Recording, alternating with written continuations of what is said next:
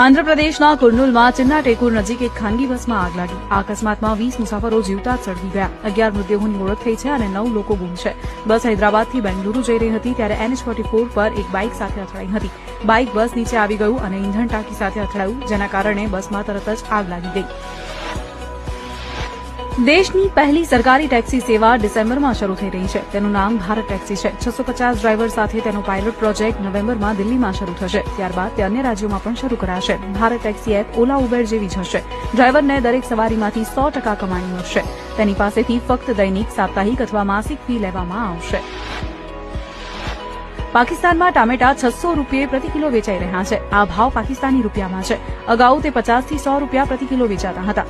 ટામેટાના ભાવમાં વધારો થવાનું કારણ અફઘાનિસ્તાન સાથેનો તણાવ છે, જેના કારણે 11 ઓક્ટોબરથી તોડખામ અને ચમન જેવા ક્રોસિંગ બંધ થવાને કારણે વેપાર અટકી ગયો છે. બંને બાજુ લગભગ 5000 કન્ટેનર્સ ફસાયેલા છે. એક જ દિવસમાં ચાંદી 3700 રૂપિયા ઘટી ગઈ છે. તે 1,47,750 રૂપિયા પ્રતિ કિલો વેચાઈ રહી છે. છેલ્લા 10 દિવસમાં ચાંદીના ભાવ રૂપિયા 30,350 ઘટ્યા છે. વડાપ્રધાન નરેન્દ્ર મોદીએ સમસ્તીપુરથી પોતાનો ચૂંટણી પ્રચાર શરૂ કર્યો.